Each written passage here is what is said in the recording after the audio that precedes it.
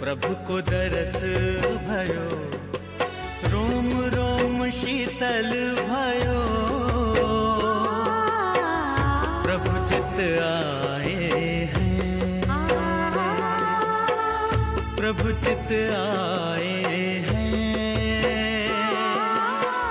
प्रभु चित आए हैं, प्रभु चित आए हैं।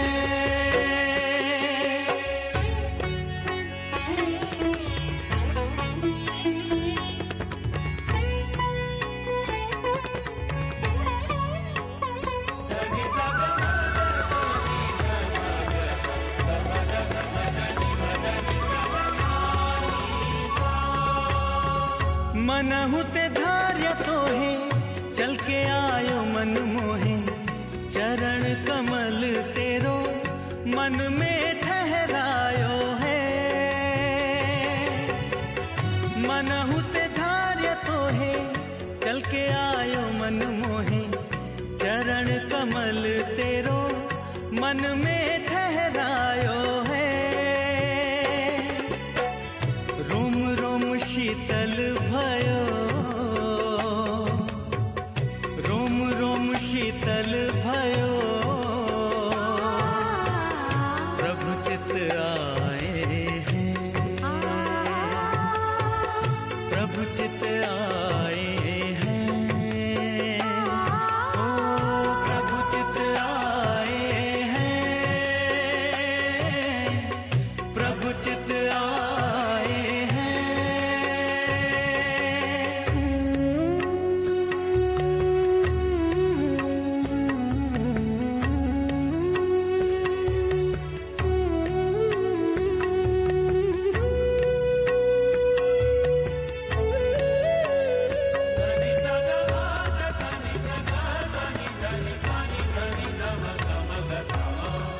अकल अरूपी तू ही, अकल अमूर्तियों ही, अकल अरूपी तू ही, अकल अमूर्तियों ही, निरख निरख तेरो सुमति शू मिलायो है। रोम रोम शीतल भयो, प्रभु चित आए हैं, प्रभु चित आए हैं, प्रभु चित आए हैं, प्रभु चित आए हैं।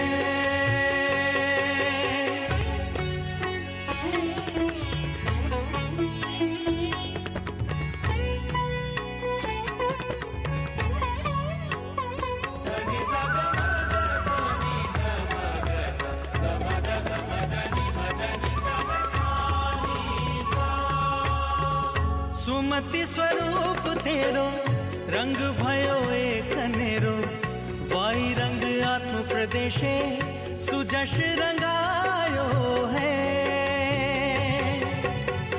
सुमति स्वरूप तेरो रंग भयो एक नेरो, वाई रंग आत्म प्रदेशे सुजश रंगायो है।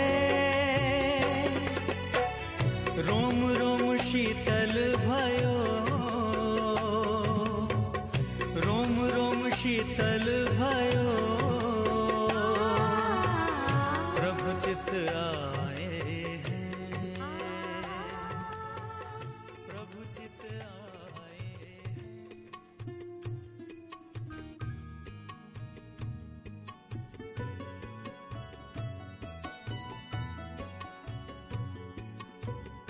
રાજા સિદ્ધાર્થના લાડીલા, માતા ત્રિશલાના દુલારા, ઇન્દ્રોના પૂજ્ય, જગતના નાથ ભગવાન શ્રી મહાવીર સ્વામીના પાવનકારી ચરણોમાં પરમ ભાવે ત્રિવિધ નમસ્કાર. પ્રભુ વીરના અપ્રતિમ અનુયાયી, પ્રભુ વીરે બતાવેલ વિતરાગ ધર્મના અનન્ય આરાધક, પ્રભુ વીરની આપણને સાચી ઓળખાણ કરાવનારા ચિન્મય ચિંતામણી પરમ કૃપાળુ દેવના ભવભયહારી ચરણોમાં અતિશય ભક્તિ ભાવે વંદના. વીર પ્રભુના જન્મનો ઉલ્લાસ જેઓના નયન કમળમાં ઝલકતો આપણે નિહાળ્યો. વીર પ્રભુના વીર પ્રભુના ઉપકારોની યશોગાથા જેઓ શ્રીની વાણી ગાય છે, વીર પ્રભુના માર્ગે જેઓ આપણને પળે પળે દોરી રહ્યા છે, એવા સજાત્મ સ્વરૂપ સ્વામી પૂજ્ય ગુરુદેવ શ્રીના અતિ મંગળકારી ચરણોમાં અનન્ય ભક્તિ ભાવે પ્રણામ. આજે પ્રભુના જન્મ કલ્યાણકનો મેરુ મહોત્સવ કરતા ઇન્દ્રાદિક દેવોની અદ્ભુત જીન ભક્તિ નિહાળી. શક્રેન્દ્રની જીનેશ્વર ભક્તિ જોઈ અંતરમાં એવા ભાવ જાગ્યા કે અહો પ્રભુ સેવાનો અમને એવો ઉલ્લાસ જાગે કે 5 રૂપ કરીએ તો પણ મન ન ધરાય. પ્રભુના દર્શનમાં એવું સુખ લાગે કે હજાર નેત્રો કરીએ તો પણ મન ન ધરાય. પ્રભુની ભક્તિનો એવો રંગ લાગે કે જીવન પર્યંત અસ્ખલિત પ્રભુ ગુણ ગાયા કરીએ તો પણ મન ન ધરાય. એવી ભક્તિ અમને તમને સૌને હોજો. ખરેખર એવું લાગે છે કે આજે માત્ર ક્ષત્રિય કુંડમાં શ્રી વર્ધમાનનો જન્મ થયો નથી. ભીતરમાં શુદ્ધિનો, દિવ્યતાનો, આનંદનો જાણે વિસ્ફોટ થયો છે. આપણી ભક્તિને વધુ તાત્વિક બનાવતી, આપણી શ્રદ્ધાને સમ્યક કરાવતી દિવ્ય બોધધારા વહાવા અત્યંત વિનય અને ભક્તિભાવ સહિત પૂજ્ય ગુરુદેવશ્રી આપને યાચના કરીએ છીએ. આજના લાઈવ રિલે સ્પોન્સરશિપનો લાભ લેનાર ભાગ્યશાળી છે નિલેશભાઈ અને પ્રીતિબેન બદાની તથા પરિવાર. અત્યારની સભાના સમાપને આરતીનો લાભ લેનાર ભાગ્યશાળી પરિવારો છે SRMD યુકેના ટ્રસ્ટી અશ્વિનભાઈ અને જિજ્ઞાસાબેન મહેતાના પરિવારજનો અને ધર્મરાજભાઈ અને રીટાબેન આશર તથા પરિવાર. આજે ઓડિયો વિડિયો સમિતિના કૃપાપાત્ર સેવકો પૂજ્ય ગુરુદેવજી સાથે આરતીમાં જોડાવાનો લાભ પામ્યા છે. ચામર ભક્તિનો લાભ પ્રેમાર્પિત નીતિનભાઈ ગડા તથા પરિવારને આપવામાં આવ્યો છે અને આપણા પ્રત્યક્ષ સદગુરુદેવને આજે તિલક કરવાનો લાભ લેનાર ભાગ્યશાળી છે અનીશભાઈ અને સોનલબેન ગાલા તથા પરિવાર. શ્રી રાજચંદ્રાર્પણ વસ્તુ.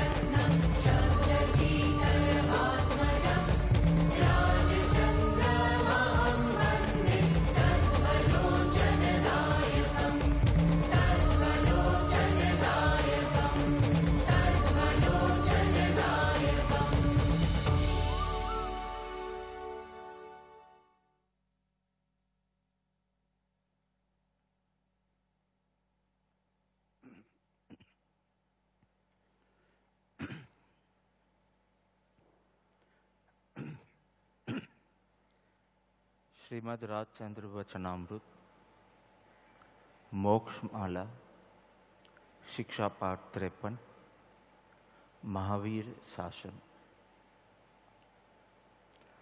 હમણાં જે શાસન પ્રવર્તમાન છે તે શ્રમણ ભગવંત મહાવીરનું પ્રણીત કરેલું છે. ભગવાન મહાવીરને નિર્વાણ પધાર્યા 2414 વર્ષ થઈ ગયા. મગધ દેશના ક્ષત્રિય કુંડ નગરમાં ત્રિશલા દેવી ક્ષત્રિયાની કુખે સિદ્ધાર્થ રાજાથી ભગવાન મહાવીર જન્મ્યા. મહાવીર ભગવાનના મોટા ભાઈનું નામ નંદિવર્ધમાન હતું. મહાવીર ભગવાનની સ્ત્રીનું નામ યશોદા હતું. 30 વર્ષ તેઓ ગૃહસ્થ આશ્રમમાં રહ્યા. એકાંતિક વિહારે 12.5 વર્ષ એક પક્ષ તપાદિક સમ્યક પ્રકારે એમને અશેષ ગણગાતી કર્મને પાલીને ભસ્મીભૂત કર્યા અને અનુપમેય કેવલ જ્ઞાન અને કેવલ દર્શન રુજુવાલિકા નદીને કિનારે પામ્યા.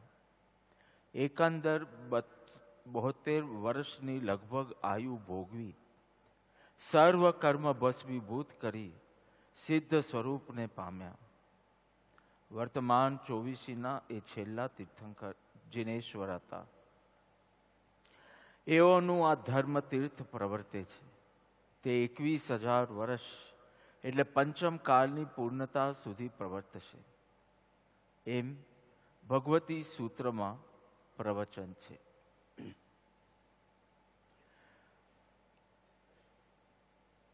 આપ જાણો છો કે 2 દિવસથી આજ પેરેગ્રાફનું વાંચન કર્યું છે અને બાકીના દિવસ બી યાદ કરીશ. મને લાગે છે 7મા 8મા દિવસે તમને મુખપાઠ બી થઈ જશે. પણ આપ સૌ મને વર્ષોથી જાણો છો કે જ્યાં સુધી પ્રભુનું એક વચનનું વાંચન થાય નહીં ત્યાં સુધી મને કંઈ સ્ફુરે જ નહીં. 15 મિનિટનું કશે વક્તવ્ય આપવાનું હોય તો પણ વચનામૃત ખોલી એક નાનકડું વચન પણ ઉચ્ચારીને પછી એની પાછળ રહી અને મને જેમ સમજાયું છે તેમ હું બોલું છું. 5 કલ્યાણકની વાત આ ફકરામાં આવે છે, આ વચનામૃતમાં આવે છે. તો આજે પંચકલ્યાણક મહોત્સવનો 3જો દિવસ અને કલ્યાણક ઉજવ્યું બીજું. ચ્યવન કલ્યાણક અને આજે જન્મ કલ્યાણક અર્થાત પ્રભુનો જન્મોત્સવ ભવ્ય રીતે કર્યો એમ મારું કહેવું નથી, પણ ભક્તિપૂર્ણ ભક્તિભાવથી સ્વશક્તિ પ્રમાણ આપને ભગવાનનો જન્મોત્સવ ઉજવ્યો અને એમાં આપનું જ કલ્યાણ કર્યું.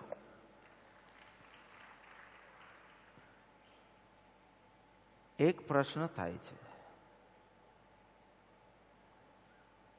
કે જન્મ તો કલંકરૂપ કહેવાય છે. જન્મ મરણ ના ફેરા ટાળવાની આપણે ભાવના કરતા હોઈએ છીએ અને જગતમાં જન્મ લેવો એ તો કલંક રૂપ મનાય છે. તો ભગવાન મહાવીરનો જન્મ કલ્યાણક રૂપ કેમ મનાય છે? એ બી જન્મ છે, આપણો પણ જન્મ થયો છે. તો આપણા જન્મને કલંક રૂપ અને ભગવાનના જન્મને કલ્યાણક રૂપ કેમ કહેવાય છે? અને ભગવાનનો જન્મદિવસ આટલો ભવ્ય રીતે કેમ ઉજવાય છે? જો જન્મોત્સવ એ આનંદની વાત હોય તો અમારો પણ ઉજવવો જોઈએ, આપણા સૌનો ઉજવવો જોઈએ. કે જો જન્મ is something to be celebrated, then why only ભગવાન, then everyone? આપણો પણ ઉજવવો જોઈએ. જો મેં તો કીધું કે એક જ શંકા થઈ, પણ મને આ બીજી શંકા બી થઈ કે જો ઉત્સવ કરવા યોગ્ય છે તો આપણો બી થવો જોઈએ, તમારો બી થવો જોઈએ, મારો બી થવો જોઈએ. અને ખરેખર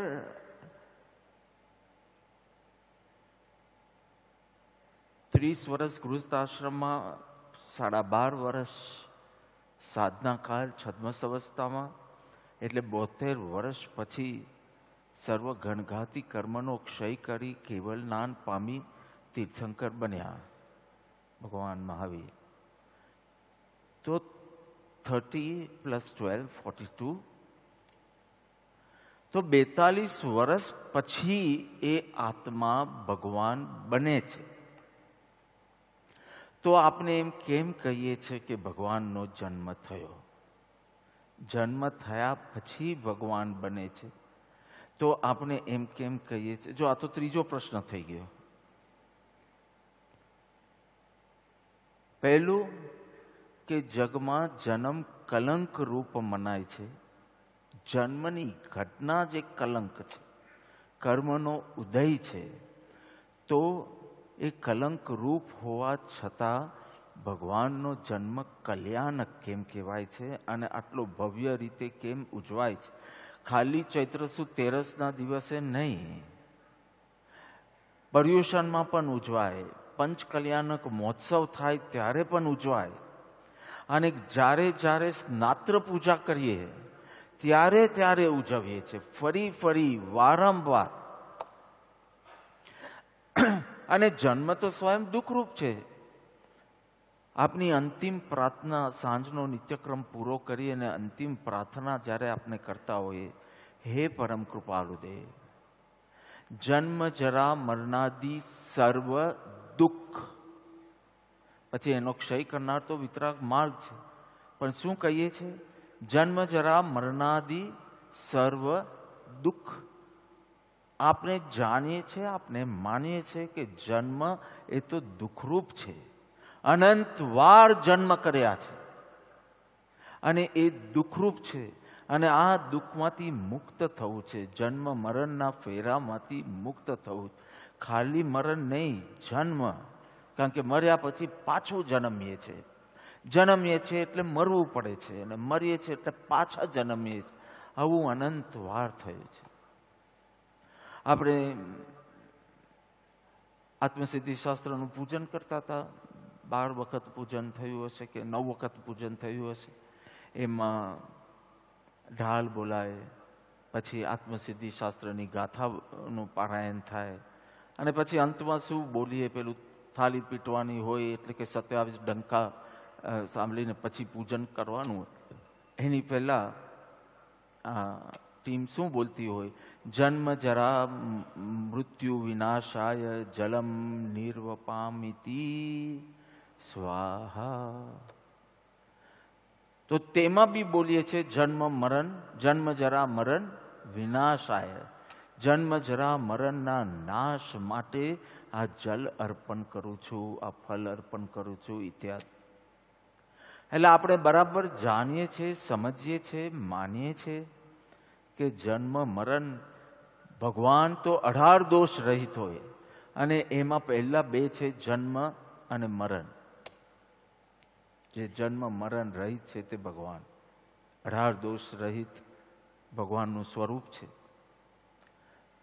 તો પહેલો પ્રશ્ન એ છે કે જન્મ તો કલંકરૂપ છે અને જન્મ પછી તો મરણ પણ આવવાનું છે, તો એનું ઉજવવાનું કારણ શું?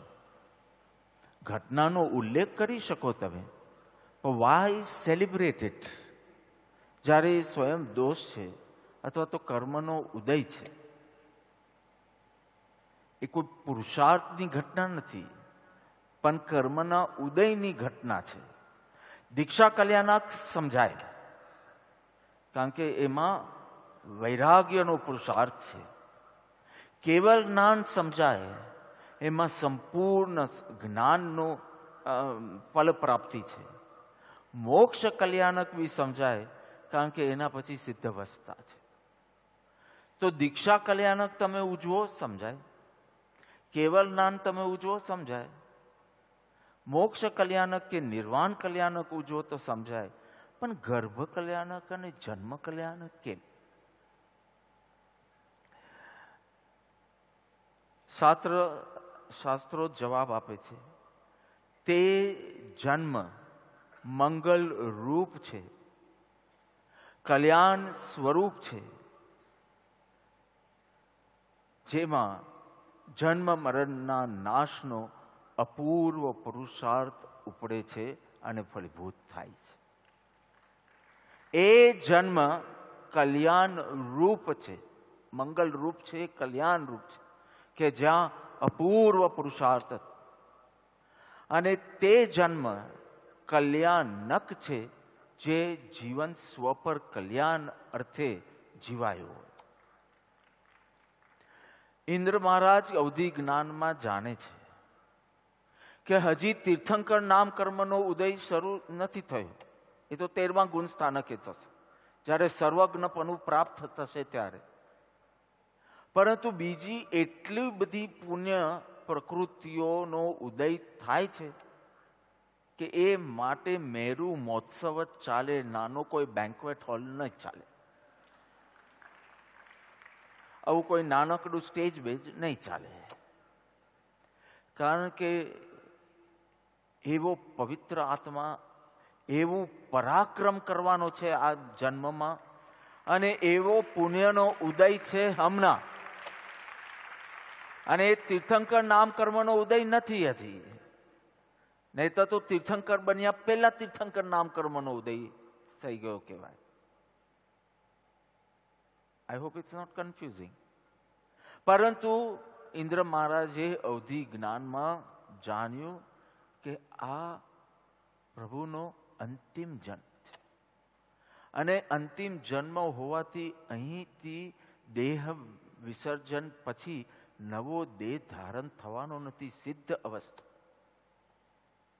પછી તો જોયું, પછી તો આખા જગતે જોયું, પરંતુ જન્મ વખતે હું વાત કરું છું, જ્યારે પ્રભુનો જન્મ થાય છે ત્યારે તો અવધિ જ્ઞાનીને ખબર, એના સિવાય કોને ખબર કે આ આત્મા શું પુરુષાર્થ કરવાનો છે, શું પરાક્રમ ફોરવવાનો છે અને શું ફલ પ્રાપ્ત કરવાનો છે. વાત સમજાય છે? એટલે એકચ્યુઅલી આપણે જન્મ મહોત્સવ નથી ઉજવ્યો, આજે જન્મ નાશ મહોત્સવ ઉજવ્યો છે. એટલે ઉજવવા લાયક છે. જો જન્મ મહોત્સવ હોત તો આપણે પણ ઉજવવો જોઈએ, કારણ કે આપણે જન્મ લીધો છે. પણ આ તો પ્રભુનો અંતિમ જન્મ છે, આના પછી એક પણ જન્મ નહીં. એટલે જન્મ નાશ મહોત્સવ આપને ઉજવ્યો આજે. ભલે વ્યવહારમાં બોલાય જન્મોત્સવ જન્મોત્સવ, તો કાલે શું આવશે? મનુષ્ય લોકમાં ઉત્સવ, પરમ દિવસે લગ્નોત્સવ, પછી દીક્ષાનો ઉત્સવ. તો પહેલું જે અપૂર્વ પુરુષાર્થ કરવાનો છે એનો જન્મ કલ્યાણ સ્વરૂપ છે, અને સ્વ પર કલ્યાણ અર્થે જે જીવન જીવવાનો છે એમનું જન્મ કલ્યાણક છે. એક કલ્યાણ સ્વરૂપ, બીજું કલ્યાણકારક. ભગવાનનો જન્મ કલ્યાણ સ્વરૂપ છે અને કલ્યાણકારક પણ છે. અને તેથી આ જન્મ મહોત્સવને આપણે જન્મ કલ્યાણક મહોત્સવ તરીકે આપણે ભક્તિભાવથી એમ ઉજવીએ છીએ, અને વિશુદ્ધ પરિણામથી આત્માને પવિત્ર કરીએ છીએ. ઇન્દ્ર મહારાજા આજે બોલ્યા હતા સવારના કે મારી જાતને હું પવિત્ર થતા અનુભવું છું. કોઈને પૂછવું નથી પડતું કે મેં કર્મ ખપાવ્યા હશે, મેં પુણ્ય બંધ કર્યો હશે કે કેવી. જે છલાંગ મારી છે ભાવ દશાએ, બરાબર સમજાય કે ભોગાસક્ત પરિણામમાં મેં બાંધ્યા જ હોય તો આ ભોગાશક્તિથી એટલા અલગ પરિણામ છે કે એમાં મેં કર્મ છોડ્યા જ હોય. ભલે કર્મ છૂટતા મેં જોયા નથી, પણ મારા ભાવને તો હું જાણું છું, અનુભવું છું, વેદું છું. એટલે જન્મ નાશનો ઉત્સવ આજે આપણે માન્યો કે આજે જન્મ થયો, હવે કદી જન્મ થવાનો. જન્મ નાશનો મહોત્સવ આપને મારો તારો કેમ નહીં ઉજવવો જોઈએ? તમારો ને મારો તો કે પહેલા તું ડેટ આપ, તારી બર્થ ડેટ આપ. ઉજવવાની વાત તો પછી આવે. એવી કઈ તારીખ છે જ્યારે તું જન્મ્યો નથી? અનંતી વાત. આ જન્મની વાત નથી ચાલતી, તારી વાત ચાલે છે. તારા આ જન્મની વાત નથી ચાલતી, એના માટે તો તું કોઈ ડેટ આપી શકે, પણ ખરેખર અનંતી વાર જન્મ કર્યા છે. દરેક તારીખે અનેક વાર જન્મ્યા છે. અરે નિગોદમાં તો એક શ્વાસમાં 17 વાર તું જન્મ્યો છે. કઈ તારીખ તું આપશે? અને વળી આ તારો ક્યાં અંતિમ જન્મ છે કે સેલિબ્રેટ કરવા લાયક છે? આવા તો હજી સેંકડો જન્મ તારે કરવાના આવશે. એટલે હા, છતાં બી રાગવશ, અજ્ઞાનવશ બર્થડે પાર્ટીઝ યોજાય છે. 50, 60, 70 વર્ષ ના થાય તો બી આજે મારો બર્થડે છે, આજે મારો બર્થડે છે એમ કરવાનું. અજ્ઞાનવશ હજી દેહ સાથે એવું એકત્વ છે કે દેહની બધી ઘટના એને મહત્વ નહીં લાગે. અહીંયા તો આત્માનું પરાક્રમ એવું છે કે જન્મ મરણનો નાશ થવાનો છે. આ અંતિમ જન્મ એટલે જન્મનું તો ઓવર. આ દેહ વિસર્જિત થશે, એને પણ મોક્ષ કલ્યાણક ગણાશે. એની ખુશી છે આ જન્મ વખતે કે મૃત્યુ શબ્દ નહીં બોલાય.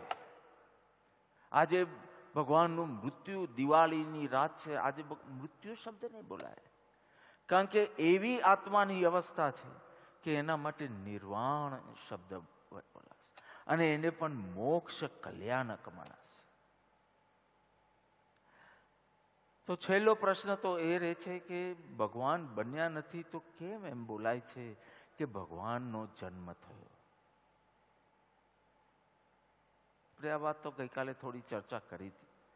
ભાવિ નૈગમ નૈતિ, આ વ્યવહાર વચન ઉચિત છે.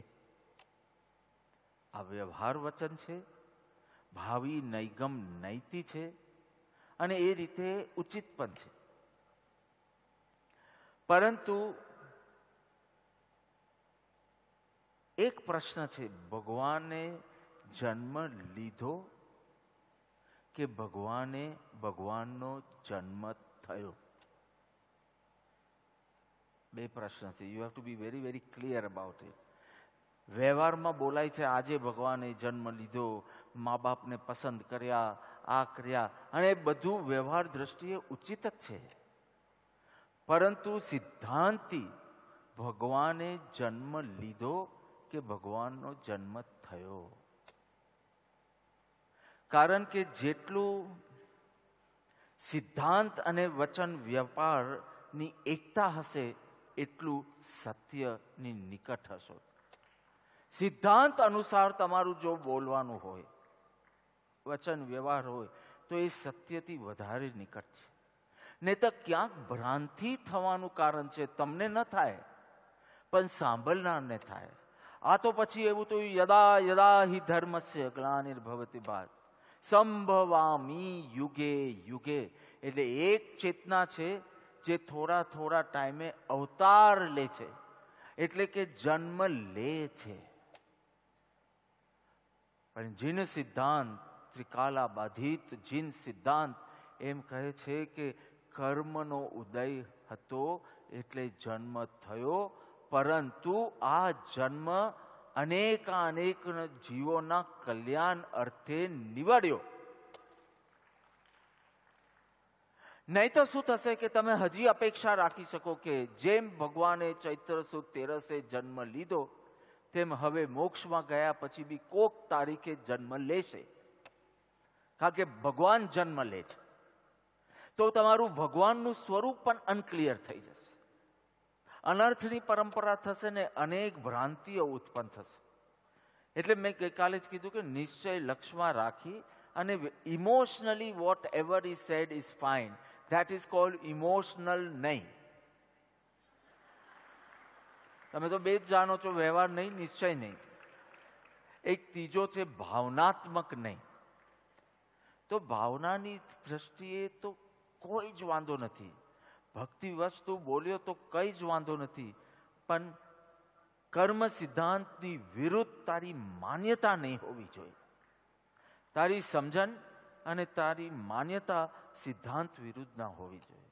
એવા તો અનેક અનેક વ્યવહાર વચન ઉચ્ચારાશ. ભગવાનની કૃપા, આ કૃપા, તો ભગવાન નવરો બેઠો લાગે છે મોક્ષમાં તારા ઉપર કૃપા કરવા માટે. જીન સિદ્ધાંત જેમ જેમ જીન સિદ્ધાંત સમજીએ, એવું નથી કહેતો કે આ બધા વ્યવહાર વચન બંધ થઈ જશે, પણ એ વ્યવહાર વચન ઉચ્ચારતા બી સાચી તત્વ સમજણ તારી રહેશે, એટલે તારું દર્શન અને જ્ઞાન સમ્યક રહેશે.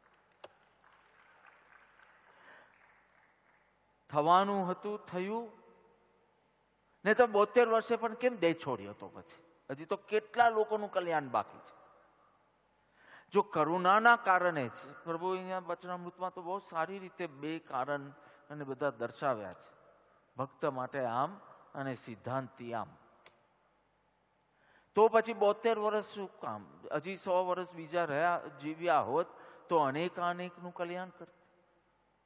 ભગવાનની કરુણા બંધ થઈ ગઈ, અટકી ગઈ, તો કે કર્મ પૂરા થઈ ગયા. આયુષ્ય કર્મનો અંત. પોતાનું આયુષ્યનો અંત નિકટ જાણીને જે આખી પ્રક્રિયા થઈ, એ પોસિબલ હશે તો મોક્ષ કલ્યાણકના દિવસે આપણે એને ફેરવશું.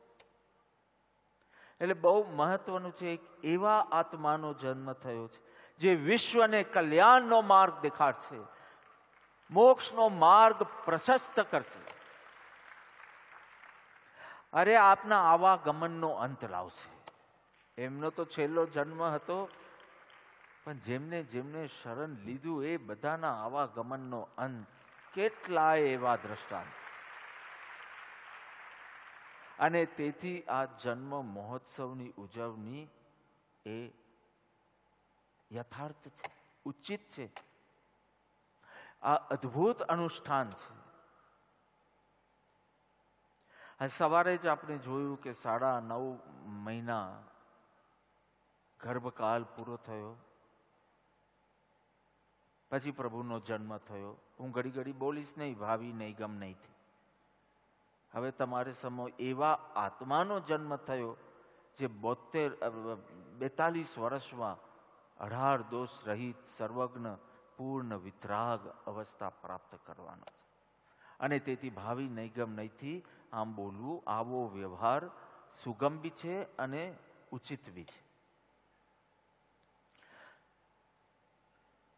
કલિકાલ સર્વજ્ઞ આચાર્ય શ્રી હેમચંદ્ર સુરી મહારાજ વિતરાગ સ્તોત્રમાં કહે છે કે જે સમયે ભગવાનનો જન્મ થાય છે, નરકોમાં જ્યાં અંધકાર અને વેદના સિવાય બીજું કાંઈ નથી, ત્યાં અંધકારને બદલે પ્રકાશ થયો અને વેદનાને બદલે શાતાની અનુભૂતિ થઈ.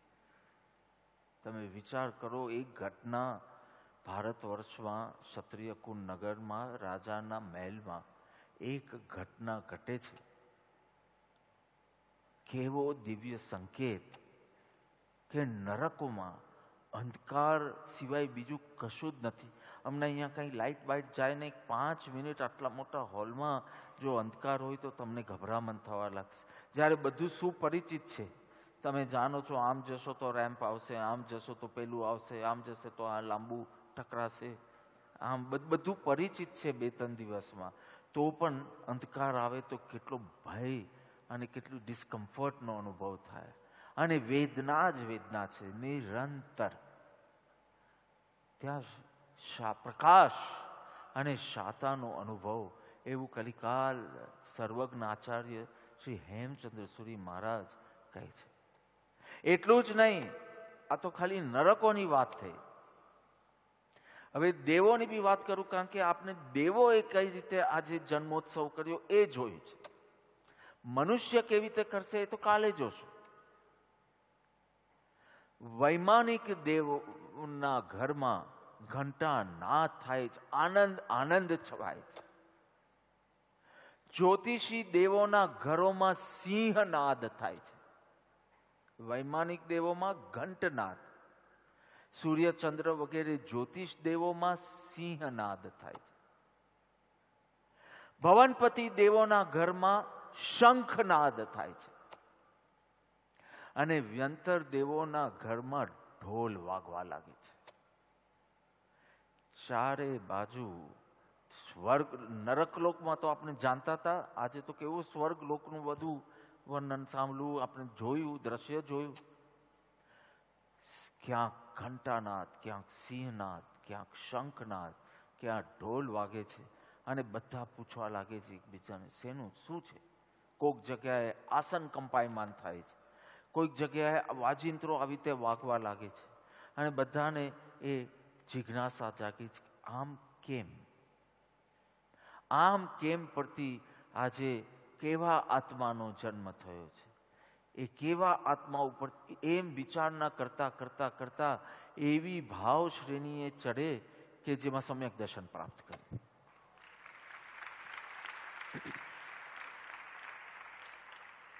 એવા રૂડા જીવો હશે, કેવા પવિત્ર આત્માઓ હશે કે એક પવિત્ર આત્માનો જન્મ ઘટના, જન્મની ઘટના છે એ સાંભળતા સાંભળતા ભાવ વૃદ્ધિ એવી થાય કે સમ્યક દર્શન પામે. કેવું ઉત્કૃષ્ટ નિમિત્ત ભગવાનનું અને ભગવાનના જીવનની આ 5 ઘટનાઓનું.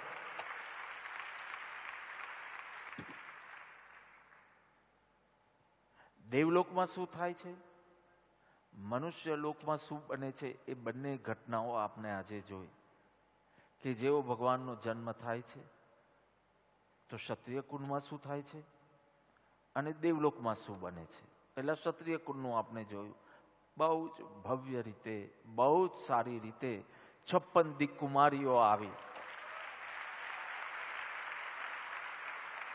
આજે તો સમજાયું કે 56 કેમ, વાય 56, કેટલી દિશામાંથી કેવી રીતે આવી, થોડું ઘણું યાદ બી રહ્યું હશે તમે. પણ બધી દિશાઓ, 10 દિશાઓમાંથી બધી આવી ગઈ. અને તેથી હવે જન્મ મહોત્સવના દિવસોમાં એ લાભ કુમારિકાઓને જ અપાય છે. 56 દિક એટલે દિશા કુમારી.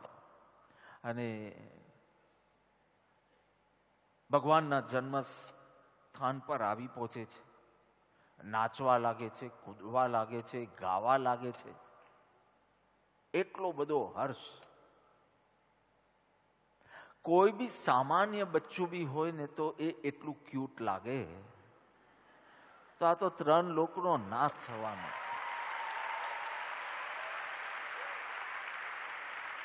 તો કેવી નાની નાની છોકરીઓ, હું તો બેબીઓ કહું તો બી ચાલે, કારણ કે મેં તો એ અવસ્થામાં એ લોકોને જોયા છે. અને કેવી નાચતી કૂદતી આવતી હતી ને ભગવાનની આજુબાજુ ફરતી હતી. સૂતિકા કર્મ કરતી હતી, બધું ક્લિનિંગ પ્રોસેસીસ કરતી હતી.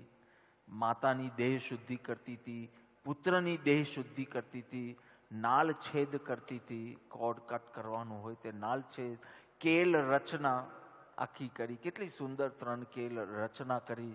અહીંથી અહીં લઈ જાય ને અહીંથી તઈ લઈ જાય ને માલિશ કરવાનું છે ને આ કરવાનું છે. કેટલું સુંદર, કેટલું સુંદર. આ મહોત્સવમાં હું તો બહુ જ સાવધાન રહું છું એક જ ચીજ માટે, કારણ કે દરેક પ્રસંગમાં એટલી બધી ભક્તિ પ્રદર્શિત થાય કે ક્યાં મને ગઈકાલે રાત્રે નેમીજી કે અમે બસ 1:30 વાગે ચર્ચા કરીને લગભગ 1:45-2 વાગે સુવાનું થાય છે છેલ્લા કેટલા મહિનાઓથી. કે બાપા પહેલી વખત ઇન્દ્રાણી બનવાનું મન થાય છે, વિધિકાર બનવાનું મન થાય છે અને વિધિકાર બી બનવાનું મન થાય છે. મેં કીધું હજી કાલે જોજે કોઈ વાત અને દિક્કુમારી બનવાનું મન થઈ જશે. હું તો બહુ સાવધાન રહું છું. મારે કોઈ ભાવ નથી જોઈતા. મારી ભક્તિ બિયોન્ડ ને બિયોન્ડ જાય. પણ એક પ્રસંગમાં એટલી બધી ભક્તિ ઉમળે છે કે જરાક સાવધાન ન રહીએ ને તો આપણે મન થઈ જાય કે એક ભાવ આવી રીતે સૂતિકા કર્મ માટે મારે જવું છે, એક ભાવ મારે તો ભાવનો અભાવ કરવો છે, બીજું કશી વાત. પણ ભગવાન માટે એક રાગ છે ને, પ્રશસ્ત રાગ છે, તો એ રાગનો વિકલ્પ ઉઠે એની સાથે કોક વાર આવો ભાવ નથી જાય. હું ભક્તિ ચોક્કસ કરું, પણ મને મારી ભક્તિને એટલી શુદ્ધ કરવી છે કે કોઈ સ્ટોકમાં કર્મ જ ના હોય, ભાવનો અભાવ થઈ જાય. પણ આપણે આ બાજુ 56 દીક કુમારીનું આખું જોયું, બહુ સુંદર, બહુ ભક્તિવર્ધક પ્રસ્તુતિ હતી. તો આ બીજી બાજુ પહેલા દેવલોકમાં શું બને છે એ જોયું. સૌધર્મ એ બી કેવી વિચિત્ર છે. હજી તો 9.5 મહિના પહેલા ગર્ભ કલ્યાણક માટે પધાર્યા હતા અને એના 6 મહિના પહેલા તો કુબેરને આજ્ઞા કરી હતી કે રત્નવૃષ્ટિ કરજે. એટલે એક બધું ખ્યાલમાં હતું. અને ઇન્દ્ર મહારાજની તો ભક્તિ કેવી છે, શક્તિ બી કેવી છે અને ભક્તિ બી કેવી છે. તો ભૂલી ગયા કે હવે 9 મહિના પૂરા થવા આવ્યા તો એ આસન કંપાયમાન થવાની વાર.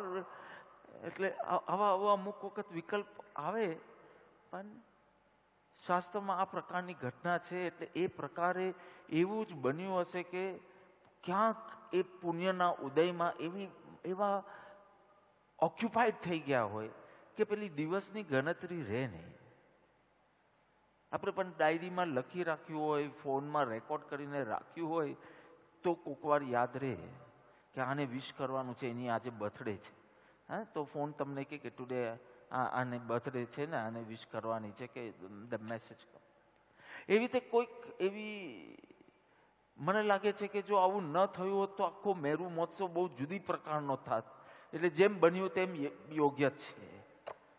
પણ ક્યાંક એટલે કેવો ભોગનો ઉદય હશે દેવલોકમાં કે હજી તો 9.5 મહિના પહેલાની ઘટના હોય. ગર્ભ કલ્યાણક માટે કેટલી ચ્યવન કલ્યાણકમાં કેટલી ભક્તિ ઇન્દ્ર મહારાજે દર્શાવી. ભૂલી ગયા તો આસન કંપાયમાન થયું ત્યાં સુધી યાદ ના આવે. એ હદ સુધી કે કોપાયમાન થઈ ગયા. જ્યારે હું ફાઇનલ સ્ક્રિપ્ટ આઈ થિંક નવેમ્બરમાં, મને બહુ લેટ આપી હતી, મને યાદ છે, નવેમ્બરમાં કાર્તિક પૂનમના 2 દિવસ પહેલા આપી હતી કે હવે ચેક કરો, 2 કે 4 દિવસ પહેલા. અને દિવસ રાત બેસીને, કારણ કે આપણે તો મજા જ આવે આ સ્ક્રિપ્ટના. અને એવી સરસ એ લોકોએ બનાવીને આપી હતી કે ખાલી કટ કરવાનું હતું, કરેક્ટ નહીં. એ લોકોએ જે સ્ક્રિપ્ટ આપીને એ પ્રમાણે ગયા હોત તો 1 મહિનાનો પ્રોગ્રામ થાતે.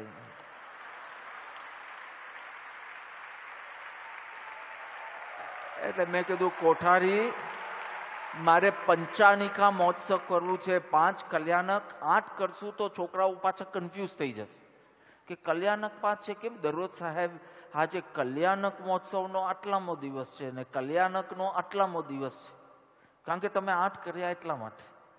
5 હોત તો પેલું ગર્ભ કલ્યાણક કે ચ્યવન કલ્યાણક હોત, પછી જન્મ, દીક્ષા, કેવલના મોક્ષ કે નિર્વાણ. હવે 8 કર્યા એટલે જન્મને 3 દિવસ જોઈએ છે, કારણ કે જન્મ મીન્સ જન્મથી દીક્ષા, જન્મ કલ્યાણક મીન્સ જન્મથી લઈને દીક્ષા સુધી. એટલે કેટલી બધી ઘટનાઓ આવી જાય. નિશાળ ગમન આવી જાય, going to school, getting married, રાજ્યાભિષેક, લગ્ન વગેરે કેટલી બધી ઘટનાઓ આવી જાય. એટલે 3 દિવસ જન્મ રહેશે અને પછી દીક્ષા શરૂ થાય. સમજાય? પણ એને જે સ્ક્રિપ્ટ આપી હતી એ સ્ક્રિપ્ટ પ્રમાણે જો ગયા હોત 1 મહિનાનો કાર્યક્રમ. એમાં તો જ્યારે આ બધા ડાયલોગ હતો એમાં કોણ છે, કોને આવી હિંમત કરી, કોણ છે એ દુષ્ટ, એને અહીંયાથી જે ના બોલાય તે. મેં કીધું ભાઈ સાહેબ આવું નહીં કર, આ શાહીક સમકીતી છે, એકાવતારી છે, 32 લાખ વિમાનના સ્વામી છે. અને સહેજે કોઈક વાર કોઈ ભાવાવેશમાં ક્રોધ આવી પણ ગયો, પણ લોકોને આ યાદ રહી જશે કે ઇન્દ્ર મહારાજ આવા ક્રોધી હતા, એ યાદ રહી જશે. પણ ભક્તિ કેવી છે એ યાદ નહીં રહી. કારણ કે આપણે પેલું બચવું હોય ને, આપણે બી ક્રોધી, અને આપણે બચવું હોય એટલે આપણે બધાનો ક્રોધ ચેક કરી લઈએ. ઓ આમને પણ ક્રોધ છે, ઓ આને પણ ક્રોધ છે, આને. એટલે આપણે એટલા ખરાબ નથી, બધા જ એવા છે. એટલે ઇન્દ્ર મહારાજમાંથી બી આ જ પકડશે. અમે બધે કેન્સલ કર્યા. મેં કીધું હે કોણ છે દુષ્ટ, કોણ છે એ બધા. મેં કીધું કટ કર, જરા માઇલ ડાઉન થાય. તો કે પણ આ મેં આચારમ સૂત્ર ને કલ્પસૂત્ર ને બધાના પ્રમાણ લઈ આવ્યો. મેં કીધું બધું સાચું છે, પણ મારા લોકોની બુદ્ધિ હું સમજું કે ના સમજું.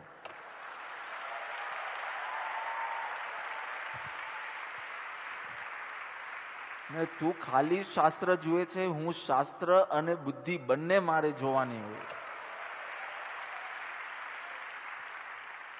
તો ઇન્દ્ર આસન કંપાયમાન થયું, ઇન્દ્ર પાયમાન બી થયા. પછી અવધિ જ્ઞાનનો ઉપયોગ મૂક્યો અને જાણ્યું કે ચરમ તીર્થંકરનો જન્મ. આનંદ વિભોર થઈ ગયા. પોતાના અંગરક્ષક હરિને ગમેશી દેવને બોલાવે છે. આઈ ડોન્ટ નો કેમ પરંપરાથી હરિણનો અર્થ તો એન્ટેલોપ થાય છે, ડિયર, એન્ટેલોપ. અને જ્યાં જ્યાં આ દેવનું પિક્ચરાઇઝેશન થાય છે તો હેડ ઇઝ ઓફ અ ડિયર, પણ એવું જ હતું જ નહીં, નામ હતું. હવે મયુર નામ કોઈકનું છે? અહીંયા એક મયુર છે, અહીંયા એક મયુર છે, અહીંયા એક મયુર છે. હા, તો મયુર નામ એટલે એમનું મોઢું મયુર જેવું. તો આ નામના દેવ હતા, પણ હવે everywhere it is picturise like this. So even I have an impression like that કે હરિની ગમે શ્રી દેવ એ ઇન્દ્ર મહારાજના અંગરક્ષક હતા, એમને બોલાવે છે. પહેલું કામ તમે શું કરો? સુઘોષા, સાયરન વગાડો. બસ આપણી ભાષામાં સાયરન વગાડો, એલર્ટ કરો બધાને. અને એક જ ઘંટ વગાડે અને એ આખા દેવલોકમાં જેટલી ઘંટડીઓ હોય એ રેઝોનન્સના પ્રિન્સિપલના આધારે જે થતું હશે બધી વાગવા લાગે. ફોર સમ કોલાહલ એન્ડ ફોર સમ આનંદના સમાચાર. કોઈ કે આટલો બધો અવાજ કેમ થાય છે, અને કોઈને થાય કે આવો દિવ્ય નાદ કેમ થાય છે. બધાને પ્રશ્ન થયો, કારણ કે બધા ભોગમાં પોતાના જીવન દિનચર્યામાં એટલા વ્યસ્ત હતા કે આવી કોઈ ઘટનાના સમાચાર ન મળે ત્યાં સુધી ખબર ન પડે. તો એક બાજુ હરિને ગમેશીને બોલાવે છે કે સુઘોષા ઘંટ વગાડ અને બધાને જાણ કર કે આપણે સપરિવાર, છૂટા છૂટા નહીં આવવાનું, બધા સાથે મળીને. એટલે જો આ શોભાયાત્રાનું પ્રિન્સિપલ જુઓ, આપણે જાણે બધા જ સાથે આવી અને ક્ષત્રિય કુળનું ઉદ્ઘાટન કરીએ ને એવી રીતે છૂટું નહીં. આખું પરિવાર દેવગણ આપણે સાથે જશું. અને કુબેરને બોલાવે છે કે ઐરાવત હાથી તૈયાર કર. હવે કોઈ ગ્રંથોમાં પાલક વિમાનની વાત છે, આપણે આજે સવારના જો કોઈ ગ્રંથોની અંદર ઐરાવત હાથી છે. એ લોકોને બેમાંથી એક ચૂઝ કરવાનું હતું. હવે ઐરાવત હાથીનું તમે વર્ણન કહું, હું પહેલાં કહી દઉં, પછી તમે જ કહેજો કે બેમાંથી એક પિક્ચરાઇઝ કરવાનું હોય, ડિપિક્ટ કરવાનું હોય તો કયું આ લોકો ચૂઝ કરે. તો કુબેરને શું આજ્ઞા કરી કે ઐરાવત હાથી તૈયાર કર. અને એના એ ઐરાવત હાથી એટલે એકચ્યુઅલી ચાર્ટર્ડ ફ્લાઇટ. અને આપણે બધા જ સાથે મેરુ મહોત્સવ કરવા જશું. હવે ઐરાવત હાથી કેવો? હાથી એટલે શું? એલિફન્ટ. પણ after hearing my description you will hardly be able to call it elephant. Airavat હાથીનો વિસ્તાર કેટલો? 1,00,000 યોજન. 1 યોજન એટલે લગભગ 9 miles, 12-14 kilometres, right? 14 kilometre, 15 kilometre. 9 mile એટલે કેટલા કિલોમીટર? 14. સો માઇલ્સ રાખો ને, 9 માઇલ્સ 1 યોજન. તો આ ઐરાવત હાથીનો વિસ્તાર કેટલો છે? તમે બોલો. 1,00,000 યોજન એટલે આખું જંબુદ્વીપ જેટલું છે ને એટલું જ ઉપર વિમાન હાથી.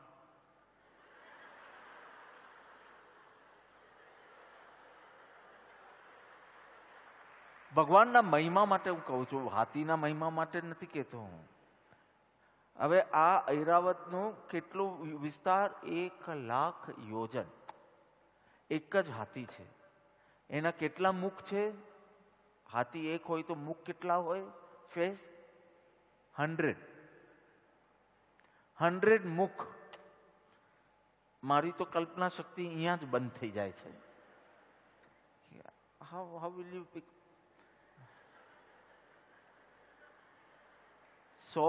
100 મુખ. આવો હાથી ધર્મેશભાઈ બનાવ્યો છે ને, ત્યાં આપણે જોવા જશું. ત્યાં ઐરાવત હાથી એક તમે કીધો છે એટલે જે વર્ણન જાણતા નથી ને એ ઐરાવત હાથીથી બહુ આનંદિત થાય છે. જે વર્ણન જાણે છે ને તો કે આ કેવી રીતે અહીંયા ડિપિક્ટ કરશું આપને, હજી કલ્પનામાં બી નથી આવવું તો કઈ રીતે સ્ટેજ પર બતાવશું. અચ્છા, તો આ એક હાથી તૈયાર કરવાની કુબેરને આજ્ઞા કરી. અને એના કેટલા મુખ છે? 100. દરેક મુખ ઉપર કેટલા દાંત છે? ટસ્ક કેટલા છે? 8. દરેક દાંત ઉપર એક એક સરોવર છે. ગયું? દરેક સરોવરમાં 125 લોટસીસ અને દરેક લોટસ ઉપર 108 પાન છે, 108 પેટલ્સ. અને દરેક પેટલ ઉપર એક એક અપ્સરા નાચતી હોય છે. કોઈ 2-4 જણ કેલ્ક્યુલેટર કાઢો બહાર. જસ્ટ ટાઈમ છે એટલે મારે અપ્સરાઓ કાઉન્ટ કરવી છે. હું ફરીથી બોલું તો કોઠારી તું કેલ્ક્યુલેટર લઈ જશે. એક ઐરાવત હાથી 1 મલ્ટીપ્લાઇડ 100 મુખ, દરેક મુખના 8 દાંત, દરેક દાંત ઉપર એક તળાવ સરોવર, દરેક સરોવરમાં 125 કમળ,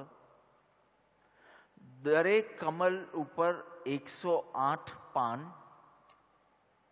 અને દરેક પાન ઉપર એક એક અપ્સરા નૃત્ય કરતી હોય, ડાન્સ કરતી હોય, ભગવાનના મેરુ મહોત્સવમાં નીકળતી હોય.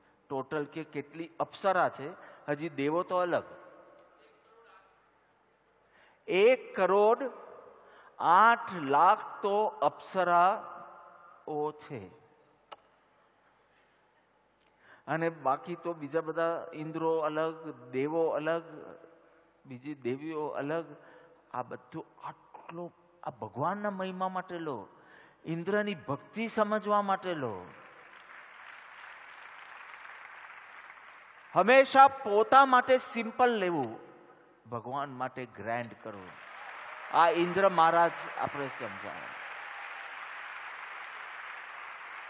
ભગવાન માટે જેવું સિમ્પલ આવે તો આપણી ભક્તિની કચાશ, અને આપણા માટે જેટલું ગ્રેન્ડ આવે એટલી આપણી ભક્તિ કાચી ચાલે.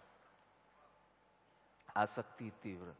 આ ઉપદેશ પણ આપણે ઇન્દ્રની ભક્તિમાં મળી જાય છે. આવું બીજા કોઈ પ્રસંગમાં ઇન્દ્ર મહારાજે કર્યું નથી. ભગવાનના આ બધી જ સ્પેશિયાલિટી ખાલી ભગવાનના પ્રસંગો ઉજવવાના હોય એના માટે. I have always inspired you. Keep some words in your vocabulary which you use only for your guru. Say satsang saro hoy, just example. So you will say wonderful satsang, but you are saying wonderful for a car also. You are saying wonderful for આજે શું હતું? મિઠાઈ શું હતી? કચુંબર તો હોય દરરોજ ભાઈ, મીઠાઈ શું હતી? બાસુંદી. ઓકે, બાસુંદી. ચલો, તો આજની બાસુંદી કેવી હતી? વન્ડરફુલ. આજનો સત્સંગ કેવો હતો? વન્ડરફુલ. આજે સવારનું મોત. નો, સમ વર્ડ્સ કીપ ઓનલી ફોર દેવ, ગુરુ એન્ડ ધર્મ. કે આ શબ્દ હું કોઈ પણ સાંસારિક પ્રસંગો કે પ્રકારો માટે નહીં જ ઉપયોગ કરું.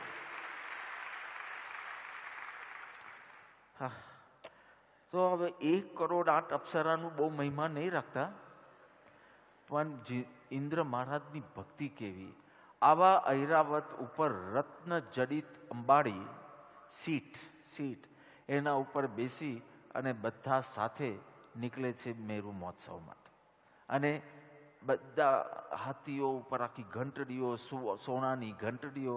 તમે વિચાર કરી શકો કે આવો હાથી ચાલતો હશે તો એનો એક કેવો નાદ નીકળતો હશે. પહેલા તો જાય છે ક્ષત્રિય કુંડ, નગરની 3 પ્રદક્ષિણા કરે છે. આ બધું આપણે જોયું. સવાર પ્રદક્ષિણા કરે છે. પ્રદક્ષિણા કરીને પછી બીજા બધાને જો લઈ જાય, આજે દીપકભાઈ બી કીધું, જો 1 કરોડ એને 8 લાખ અપ્સરાઓ ઘૂસી ગઈ ક્ષત્રિય કુંડમાં તો કોલાહલ થઈ જાય.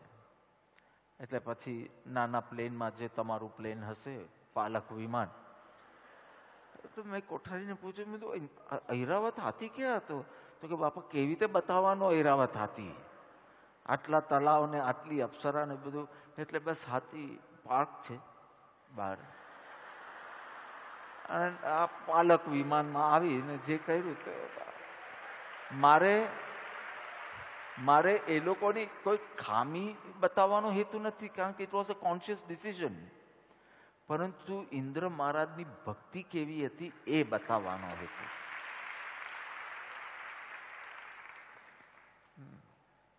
પ્રસૂતિ ઘરમાં ઇન્દ્રાની જાય છે, વિવેક રાખીને ઇન્દ્ર મહારાજ બહાર રહે છે. પહેલા ઓળખાણ આપે છે ભગવાનની માતાને, કારણ કે હવે ભગવાનની માતા કરતા પણ તમારા દાગીના કપડા એવા બધા છે ને, તો ભગવાનની માતાને ક્યાંક ધક્કો ના લાગી જાય કે આ કોણ આવી પહોંચ્યું. એટલે કોઈ એવા વિકલ્પો ન થાય. સી આ બધામાં પણ એક વિવેક કેટલો બતાવવામાં, કે first you should not keep તમારું વર્તન એકદમ અસંદિગ્ધ અને હજારો વિકલ્પ કરે એવું ન હોવું જોઈએ. You have to be so transparent, clear in your વ્યવહાર. તો પહેલા ત્રિશલા માતાને, હવે તો જગતની માતા કહેવાય, તો એમને ઓળખાણ આપે છે, થોડું મેક્સ અ કમ્ફર્ટેબલ. પછી ઇન્દ્ર મહારાજને જે બી ઈશારાથી બોલાવતા હશે તો બોલાવતા હશે. હવે તમે જ જાણો શું તમારા વચ્ચે ઈશારાઓ છે, કે now you may come in. અને પછી વાત કરે છે, પરમિશન લે છે. પણ ગમે તેટલું હોય, માતા છે ને, અને વાત્સલ્યથી ભરપૂર છે. કોક વાર બી પાછળથી વિકલ્પ આવે કે મેં ખોટી હા પાડી દીધી, અમે લઈ જઈએ મેરુ મહોત્સવ કરવા માટે તો હા પાડી, કારણ કે મારા છોકરાનું કંઈક સારું થતું હોય, મારા સંતાનનું, તો કેમ ન થવા દો. પણ જેવો દૂર જાય તો ગભરાટ થઈ જાય. એટલે કોઈ રિસ્ક ન લેવાના કારણે અવસ્વાપીની નિદ્રામાં, સુખમય નિદ્રામાં ભગવાનની માતાને સુવડાવી. પણ કોક વાર બી ગમે તેટલું ક્લોરોફોર્મ સુંઘાડ્યું હોય, કે ટ્રેન્ક્વિલાઇઝર હોય, કે પિલ્સ લીધી હોય, હવે તો જે પિલ્સ નીકળશે ને એને આ નામ મળશે, અવસ્વાપીની પિલ્સ, કે જેનાથી ઊંઘ આવી જાય. પણ કોક વાર વચવા ઉઠે ને ગભરાટ થાય, મારું બાળક ક્યાં છે? કારણ કે માતા કેટલું સુકોમલ હૃદય હતું, જરાક હલન ચલન બંધ થઈ ગયું તો એમના હાવભાવ જોઈને ખબર પડે કે હજી બાળકનું મુખ જોયું નથી ને આટલો રાગ. તો કોઈ વાર રાતના ન જુએ. અને ઇન્દ્ર મહારાજ જાણતા હતા કે મેરુ મહોત્સવ લોંગ પ્રોગ્રામ, 1 વાગ્યા સુધી તો ખરો જ. અને આ મધરાત્રિએ જન્મ થયો છે, અને સવાર પડે અને એની પહેલા હજી તો સિદ્ધાર્થ રાજાને ખબર નથી શું ઘટના બની છે. એટલે એની પહેલા તો બધું પૂરું કરવાની છે આખી. એટલે મધરાત્રિએ પાર્ટી સ્ટાર્ટ થઈ હશે. પાર્ટી બોલાય નહીં, પણ તમને સમજાય એના માટે બોલું. આખો આ મેરુ મહોત્સવ હું વિચારતો તો કયા ટાઈમે થયો હશે, કારણ કે પૂર્વાભિમુખ ઇન્દ્ર મહારાજ બેસે છે, એટલે ધ ફર્સ્ટ સન રે ફોલ્સ ઓન ભગવાન, કે તું એ દર્શન કરતું. અને કેવી આખું કેવું વાતાવરણ હશે ત્યાં.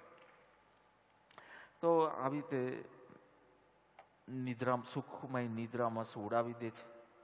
માયામય એક પ્રતિકૃતિ, પૂતલું, જે તમને સમજાય એવું બેબી રાખે છે, અને આ બેબી ખોલામાં ઇન્દ્ર મહારાજ રહે છે. આ બી આપણે સવારના જ એટલા ખુશ થઈ ગયા. હજી તો આખો મેરુ મહોત્સવ કરવા માટે મેરુ પર્વત જવાનું છે, પણ એ બી થાટથી જવું છે.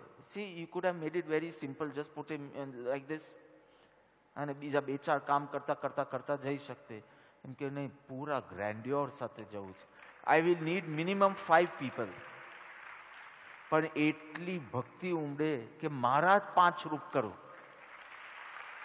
પહેલું રૂપ કર્ણસંપુટ ગ્રહણ, એટલે કે ખોળામાં લેવા, એ પહેલું રૂપ. બીજું રૂપ આગળ વજ્ર લઈને ચાલવું. ત્રીજું રૂપ પાછળ છત્ર લઈને ચાલવું. અને બીજા 2 રૂપ આજુબાજુ ચામર. એમ 5 રૂપ ધારણ કરે. 1000 નેત્રથી ભગવાનને નીખી લઉં. પછી તો બધું કરોડો લોકો, કરોડો દેવો સાથે આખો મહોત્સવ થવાનો હું પેલા જોયું. પછી ઐરાવત હાથી પર આરૂઢ થઈ દેવગણ સાથે મેરુ પર્વત તરફ જાય છે અને ત્યાં બાળ તીર્થંકરનો 1008 અભિષેક થાય છે. આપણે તો અહીંયા પ્રતિક રૂપે આજે ખાલી 250 અભિષેક થયા. 1008 અભિષેક ક્ષીર સાગરના જળથી થાય છે. ક્યાં થાય છે તો કે મેરુ પર્વત ઉપર ઘણા બધા ફોરેસ્ટ છે. એમાં બી જે પાંડુક વન છે એમાં બી પાંડુક શિલા છે, અર્ધ ગોલાકાર. ત્યાં પૂર્વ દિશાની સન્મુખ થઈ અને શકેન્દ્ર અથવા તો સૌધર્મ ઇન્દ્ર, પહેલા દેવલોકના ઇન્દ્ર, એમના ખોલામાં ભગવાનને લે છે. બીજા દેવલોકના ઇન્દ્ર પાછળ જઈને છત્ર ઉચકે છે. ત્રીજા અને ચોથા દેવલોકના ઇન્દ્ર સનતકુમાર અને મહેન્દ્ર દેવલોકના ઇન્દ્ર આજુબાજુ ચામર વીંજે છે અને બાકીનો દેવગણ જય હો જય હો જય હો કરે છે. કેટલી અપ્સરા હતી? 1,08,00,000 તો અપ્સરા હતી અને બીજા કેટલા દેવો. એટલે કેવું વાતાવરણ હશે. તમે અહીંયા 5, 10, 15, 20,000 આવે તો તમને એમ થાય ક્રાઉડ મેનેજ નથી થતું. અરે ક્રાઉડ મેનેજ ન થાય એમાં જ ક્રાઉડની મજા છે. મેનેજ થાય એને ક્રાઉડ જ ના કહેવાય.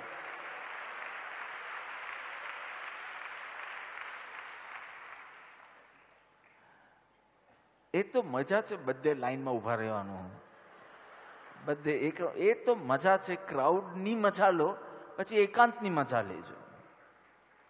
ક્રાઉડમાં આવીને એકાંત નહીં ઈચ્છતા, એકાંતમાં જઈને સંગ નહીં ઈચ્છતા અને ક્રાઉડમાં જઈને એકાંત નહીં ઈચ્છતા. તે વખતે મેરુ મહોત્સવ યાદ કરજો. આ તો કાંઈ નથી એનું. કેટલો ઉલ્લાસ! તારા ઉલ્લાસમાં ક્રાઉડ ભૂલાઈ જવું જોઈએ. તને ક્રાઉડ દેખાય છે એ જ તારો મંદ ઉત્સાહ છે. સિદ્ધાર્થ રાજાનો ઈમેલ આવ્યો આજે. સિદ્ધાર્થ રાજાનો ઈમેલ આવે કે સાહેબ તમારી શું સ્થિતિ થતી હશે, આખો દિવસ બધા અમને જોયા કરે છે અને પૂછ્યા કર્યા છે, કંઈ ને કંઈ પૂછ કર્યા કરે છે. Life has become so full of discomfort. How can you live whole life like this? પછી સિદ્ધાર્થ રાજાએ તો મારા વખાણ કર્યા કે ધન્ય છે આપણે, ધન્ય છે આપ. આખો દિવસ બધા જોયા કરે. there is nothing like your life anymore. ઠીક છે, હવે તું ધ્યાન રાખજે બીજી વાર. તમે ધ્યાન રાખજો. સોરી. તો પાંડુક શિલા ઉપર, પાંડુક શિલા છે ને એમ કહેવાય છે કે સનાતન શિલા છે. કારણ કે દરેક તીર્થંકર જે થાય છે અને થશે એ બધાનો અભિષેક એક જ સ્પોટ પર થાય. Past, present and future. એટલે આ શબ્દ તમને યાદ રહેવો જોઈએ. પાંડુક શિલા, ભદ્રવન ને પાંડુક વન, આ બધું આખું વર્ણન છે. અને ત્યાં જઈને ભગવાન અને ખોલામાં લે છે.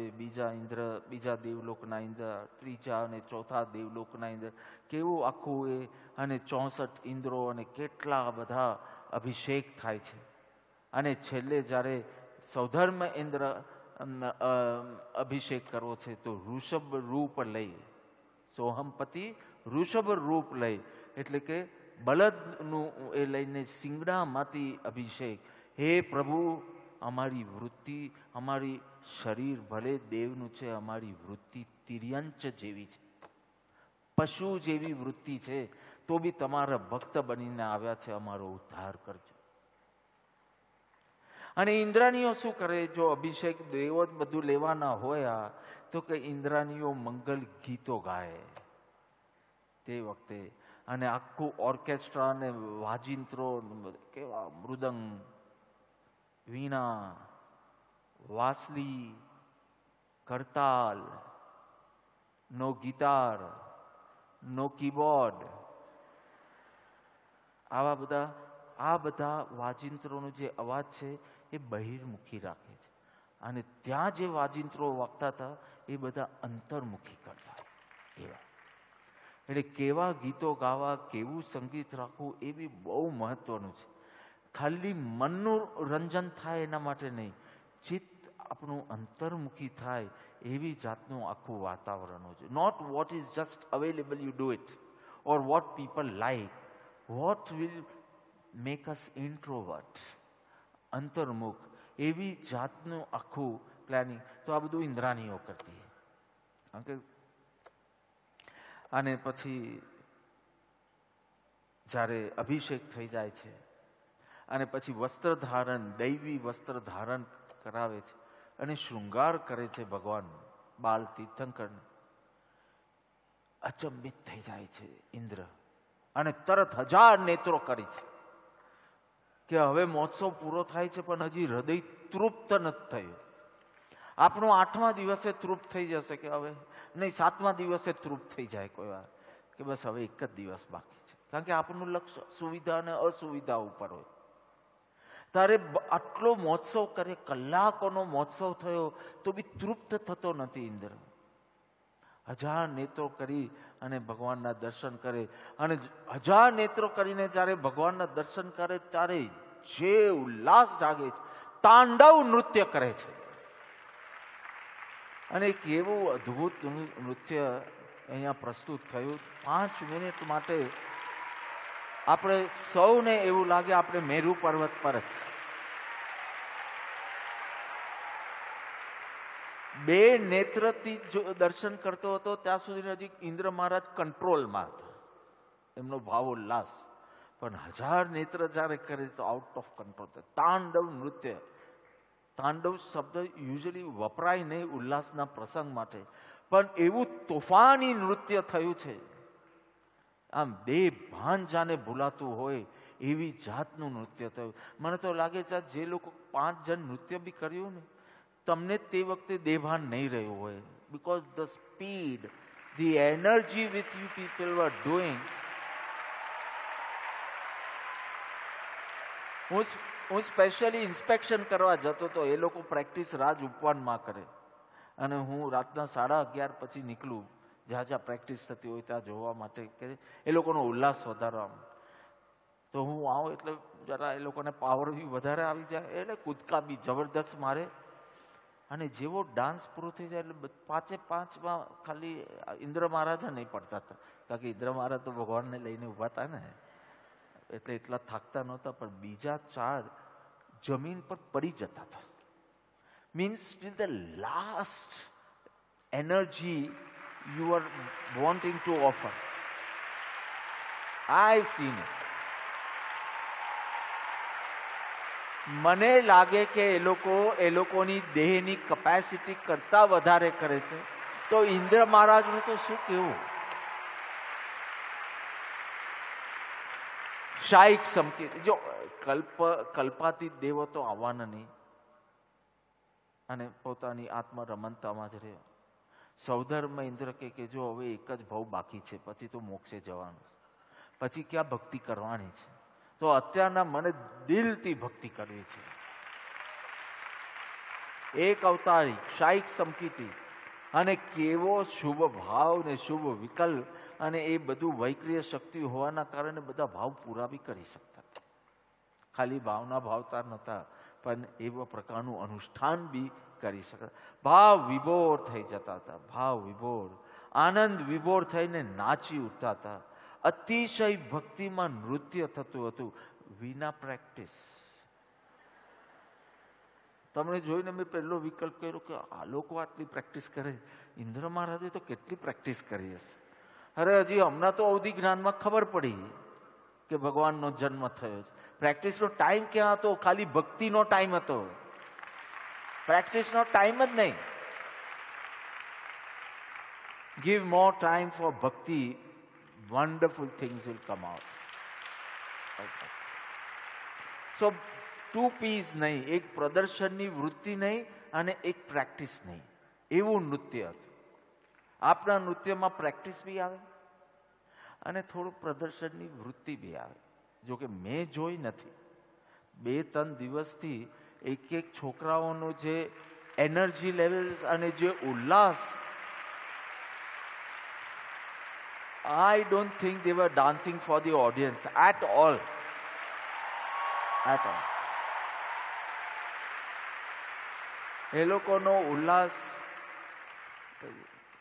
સચિન બધા પ્રેક્ટિસમાંથી આવે ને, કે દરેક પ્રેક્ટિસ પછી કે સાહેબ આજે જ ભગવાનનો જન્મ થશે ને એવું અમને લાગતું.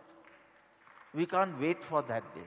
એટલા તરબોળ થઈને આખી આ છોકરાઓએ પાર્ટિસિપેટ કર્યું છે. And I am very happy four it. તો બીજાને પ્રસન્ન કરવા માટે તો નર્તકી પણ નાચે, એમાં શું મોટી વાત છે?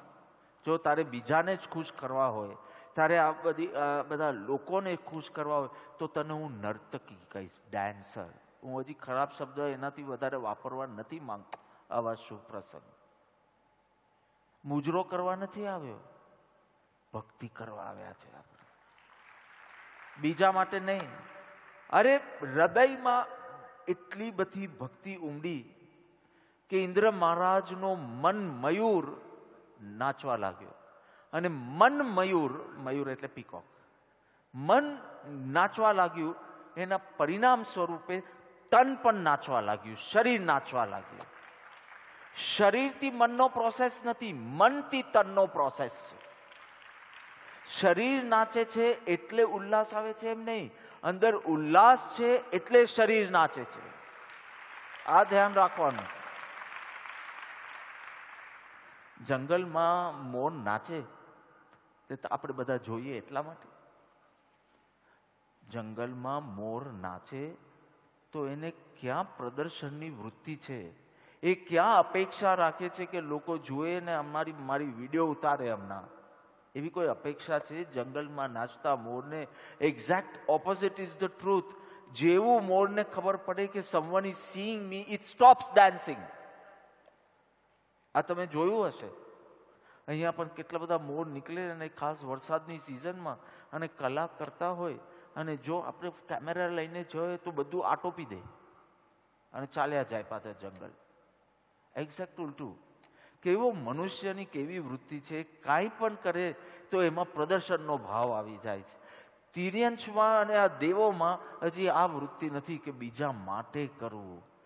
પોતાની, it is the expression of the happiness experienced within.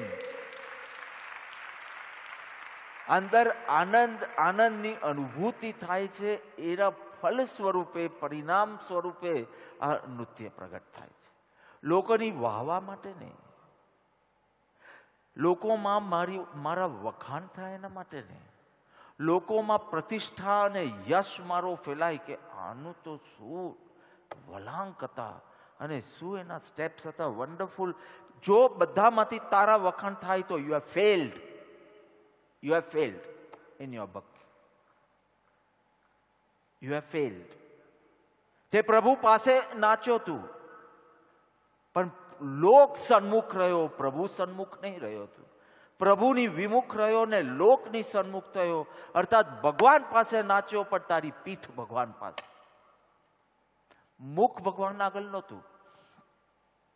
મને છોકરાઓ બધા કેવા આવ્યા હતા, એ લોકોની 2-3 પ્રેક્ટિસ થઈ પછી કે સાહેબ ઇફ યુ અલાવ, ભગવાનની પ્રતિમા, ભગવાનની મૂર્તિ હોય, અમે એને જોઈને ડાન્સ કરવું છે, અમારે પબ્લિકને જોઈને ડાન્સ નથી કરવું. છોકરાઓ મને કહે છે.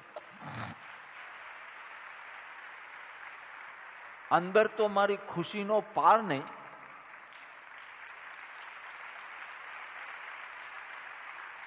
કે આટલી મહેનત કરે છે, એ લોકોને પ્રેક્ટિસ કરવી પડે, મહેનત કરે છે, ઉજાગરાઓ કરે છે, આટલું બધું કરે છે, અને દે don't want to show anyone. કેમ કે અમારી લોકો આગળ પીઠ હોય, પણ અમારે ભગવાનની મૂર્તિ છે એની સામે આખું કરવું છે. અને મારે સમજાવવું પડે કે આપણે બીજામાં પણ ભક્તિ પ્રગટાવવાનો હેતુ છે, એટલે તમે તમારી આંખ સામે ભગવાન જ છે એમ સમજીને તમે કરજો, લોકોને જોતા નહીં. અને this I could C today, I could C the energy was showing that it is for him and only him. Only. મેં ફર્સ્ટ પર્યુષણ સત્સંગ માલા સ્ટાર્ટ કરી હોય તો 1989માં, 78થી સત્સંગ ભક્તિ સ્ટાર્ટ કરતા હતા, પણ 89માં મેં આખું પર્યુષણ લીધેલું. આખું કૃપાલુ દેવની સન્મુખ રહીને ઓડિયન્સની પીઠ અને આખું પર્યુષણ કર્યું હતું. કેવો જિદ્દી હોઈશું ત્યારે, નોટ પ્રેક્ટિકલ એટ ઓલ, કે હું મારા ભગવાન આગળ સ્વાધ્યાય કરું છું, મને તમારા લોકો સાથે શું. એટલે અહીંયા કૃપાલુદેવનું ચિત્રપટ, હું અહીંયા સામે બેસું, સત્સંગ કરું અને આખી ઓડિયન્સ પાછળ. આવું મેં કર્યું છે. એટલે જ કોઈ વાર અનાયાસે આ લોકોમાં ઉતરું હશે એવું મને લાગે છે કે એ લોકો આવી વિનંતી બી કરી. મેં કીધું પણ અહીંયા આ માસ એક્સપેરિમેન્ટ છે, આ પર્સનલ ભક્તિ નથી, એટલે તમે આમ કરજો, પણ હું એમ જ સમજીશ કે તમે પ્રભુ સન્મુખ, પ્રભુને માટે આ ભક્તિ પ્રદર્શિત કરો. તો ઇન્દ્ર મહારાજનો આ ઉત્સાહનો સમય થઈ ગયો છે. આવી અપાર જીનેન્દ્ર ભક્તિ આપના સૌમાં પ્રગટે એ પરમ કૃપાળુ દેવના યોગ બલ પાસે યાચના કરીને આજની વાત